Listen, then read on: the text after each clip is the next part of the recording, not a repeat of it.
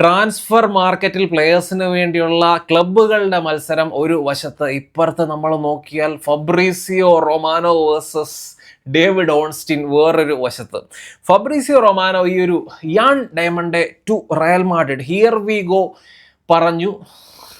അത് കേട്ട് ആവേശത്തിൽ ഞാൻ പോയി വീഡിയോ ചെയ്തു. 2 മണിക്കൂറിന് ശേഷം ഡേവിഡ് ഓൺസ്റ്റിൻ വേറൊരു സത്യം അല്ലെങ്കിൽ വേറൊരു റിപ്പോർട്ടുമായിട്ട് ഡേവിഡ് ഓൺസ്റ്റിൻ വരുന്നുണ്ട്. ആ ഒരു റിപ്പോർട്ട് പ്രകാരം റയൽ മാഡ്രിഡും RB ലൈപ്സിഗും തമ്മിൽ ഈ ഒരു യാൻ ഡയമണ്ടയുടെ ട്രാൻസ്ഫറിന്റെ കാര്യത്തിൽ എഗ്രിമെന്റിൽ ഇതുവരെ എത്തിയിട്ടില്ല. റയലിന്റെ 2 ബിഡും RB ലൈപ്സിഗ് റിജക്റ്റ് ചെയ്തു. പക്ഷേ ഈ ഒരു എഗ്രിമെന്റിൽ എന്താണേലും RB ലൈപ്സിഗും റയലും തമ്മിൽ എത്തിച്ചേരും എന്നാണ് ഡേവിഡ് ഓൺസ്റ്റിൻ റിപ്പോർട്ട് ചെയ്യുന്നത്. ഇത് എനിക്കും വലിയൊരു അടിയായി മാറി. ഫബ്രീസിയോ റൊമാനോയെ ഓൾറെഡി വെട്ടി, എനിക്കിട്ടും വലിയൊരു വെട്ട് തന്നെയായിപ്പോയി. കാരണം ഞാൻ ഓൾറെഡി വീഡിയോ ചെയ്തു, ആ വീഡിയോയുടെ കുറേ ഭാഗം കട്ട് ചെയ്യേണ്ട ഒരു അവസ്ഥ വന്നു. അങ്ങനെ ആ ഒരു വീഡിയോയുടെ തുടക്ക ഭാഗം കട്ട് ചെയ്തിട്ടാണ് ഞാനിപ്പം രണ്ടാമതൊരു വീഡിയോ എടുക്കുന്നത്. അപ്പം ശരിക്കും ഈ ഒരു റേസിൽ കഴിഞ്ഞ ഒരു മാസത്തിന് അല്ലെങ്കിൽ കഴിഞ്ഞ ഏകദേശം ഓൾമോസ്റ്റ് 2 മാസത്തോളമായിട്ട് PSG യാൻ ഡയമണ്ടയുടെ പുറകെയാണ്. അപ്പം യാൻ ഡയമണ്ടയുടെ ആ ഒരു റേസിൽ നിന്നും PSG-യും പിന്മാറിയിരിക്കുന്നു എന്ന് ഡേവിഡ് ഓൺസ്റ്റിൻ റിപ്പോർട്ട് ചെയ്യുന്നുണ്ട്. ശരിക്കും മണ്ണും ചാരി നിന്നവൻ പെണ്ണും കൊണ്ട് പോയി എന്നൊരു അവസ്ഥയാണ് ശരിക്കും PSG-യുടെ ഇപ്പം. ഭയങ്കര കഷ്ടം അവസ്ഥയാണ്. അവർക്ക് ദേഷ്യം, വിഷമം, സങ്കടമൊക്കെ ഉണ്ട്.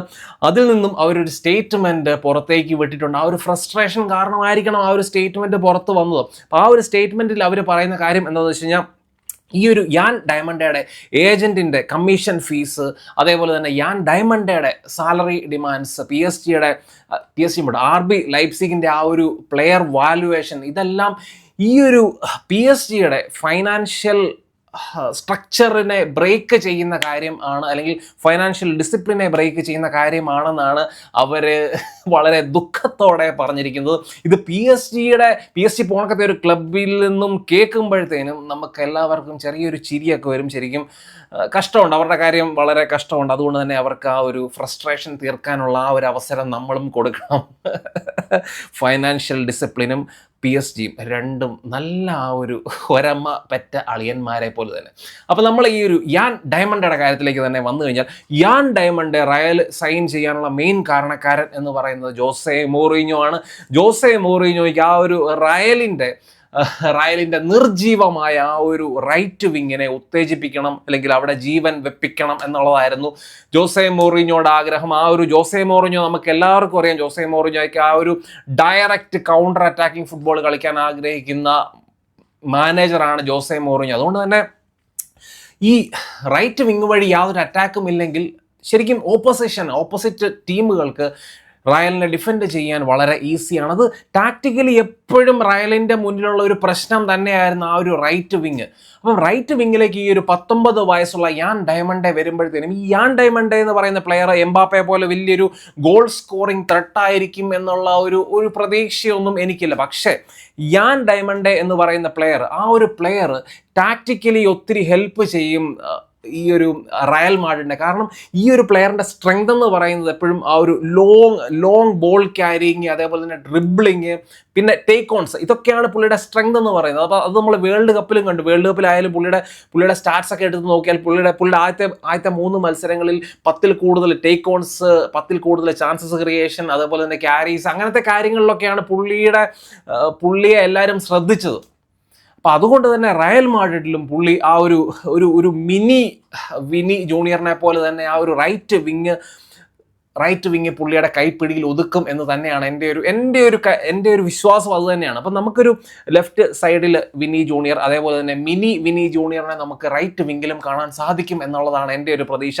അപ്പം ഡീപ്പറായിട്ട് ബോൾ റിസീവ് ചെയ്ത് ഒരു ലോങ് ബോൾ ക്യാരി ചെയ്യാനുള്ള ആ ഒരു ഒത്തിരി ഡിസ്റ്റൻസ് ബോളിൽ ക്യാരി ചെയ്യാനുള്ള ആ ഒരു എബിലിറ്റി, അതേപോലെ തന്നെ ഡ്രിബിൾസ്, പ്രത്യേകിച്ച് ഡ്രിബിളിങ്ങിൻ്റെ കാര്യം നോക്കിയാൽ ഈ ഒരു പ്ലെയർ യാൻ ഡയമണ്ടെ എന്ന് പറയുന്ന പ്ലെയർ ശരിക്കും ആംബി പെഡൽ, അതായത് റൈറ്റ് ഫുട്ടും ലെഫ്റ്റ് ഫുട്ടും ഒരേപോലെ യൂസ് ചെയ്യാൻ പറ്റുന്ന പ്ലെയർ. അപ്പം കഴിഞ്ഞ സീസണിൽ പുള്ളി ബുണ്ടസ് ലീഗയിലും ഓവറോൾ സീസണിൽ പുള്ളി ലെഫ്റ്റ് ഫുട്ട് വെച്ച് 7 ഗോൾ, അതേപോലെ തന്നെ റൈറ്റ് ഫുട്ട് വെച്ച് 6 ഗോളൊക്കെ പുള്ളി സ്കോർ ചെയ്തിട്ടുണ്ട്.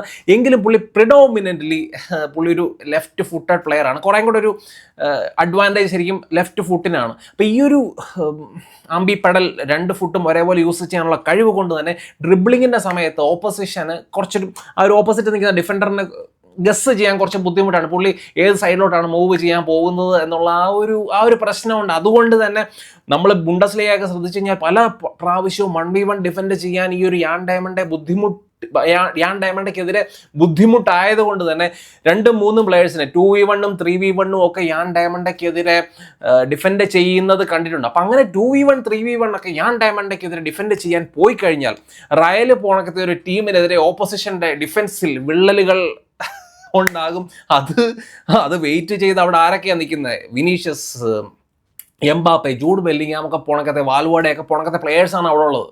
അതോടെ ഓപ്പോസിഷൻ്റെ കാര്യം തീർന്നു. അങ്ങനെ ടാക്റ്റിക്കലി ഈ ഒരു പ്ലെയർ ഒത്തിരി ഹെൽപ്പ് ചെയ്യും, ഈ രീതിയിലൊക്കെ ഹെൽപ്പ് ചെയ്യാനുള്ള സാധ്യതയുണ്ട്. അതുമാത്രമല്ല ചാൻസസ് ക്രിയേഷൻ, ചാൻസുകൾ കൂടുതൽ റൈറ്റ് വിങ്ങിൽ നിന്ന് ക്രോസ് വഴിയും കട്ട് ബാക്സ് ഒക്കെ വഴിയും ഷോർട്ട് അറ്റംപ്റ്റ്സ് വഴിയും അങ്ങനെ കൂടുതൽ ചാൻസ് റൈറ്റ് വിങ് വഴിയും വരാനുള്ള സാധ്യത യാൻ ഡയമണ്ട് ആ ഒരു റൈറ്റ് വിങ്ങിലോട്ട് വരുമ്പോഴത്തേനും ഉണ്ടാകുന്നുണ്ട്. നമ്മൾ ഓർക്കണം, റയൽ പോണക്കത്തെ ഒരു ക്ലബ്ബ് വർഷങ്ങൾക്ക് ശേഷമാണ് ഒരു പ്രോപ്പർ വിങ്ങറിനെ സൈൻ ചെയ്യുന്നത്. ആ ഒരു ഗ്യാരത്ത് ബെയിൽ എന്ന് പറയുന്ന പ്ലെയർ പോയതിന് ശേഷം ഒരു പ്രോപ്പർ വിങ്ങറിനെ, ഒരു വിട്ടൊക്കെ ഹോൾഡ് ചെയ്യുന്ന പ്രോപ്പർ വിങ്ങറിനെ റയൽ ഇപ്പോഴാണ് സൈൻ ചെയ്യുന്നത്. ഇത് യാൻ ഡയമണ്ട് എന്ന് പറയുന്ന പ്ലെയർ നമ്മൾ അറ്റാക്കിംഗ് വോയിസ്, പുള്ളിയുടെ ഡ്രിബിൾസ്, ക്യാരീസിനെ കുറിച്ചൊക്കെ സംസാരിച്ചു. പക്ഷേ പുള്ളി അതേപോലെ നമുക്ക് ഇമ്പോർട്ടൻ്റ് ആയിട്ടുള്ള ഒരു കാര്യമാണ് പുള്ളിയുടെ ആ ഒരു വർക്ക് റേറ്റ്, ഡിഫൻസീവ് വർക്ക് റേറ്റിൻ്റെ കാര്യം. ഡിഫൻസീവ്ലി നമ്മൾ നോക്കിയാൽ കഴിഞ്ഞ സീസണിലെ ഡിഫൻസീവ് സ്റ്റാറ്റ്സ് നോക്കിയാൽ 13 tackle, 4 interception, 2 clearance, 18 ball carries ഒക്കെ പുള്ളിക്കുണ്ട്. അപ്പം അങ്ങനെ ഒരു നല്ല രീതിയിൽ ഡ്രോപ്പ് ചെയ്ത് ഡിഫെൻഡ് ചെയ്യുന്ന ഒരു വിങ്ങറാണ് യാൻ ഡയമണ്ട്.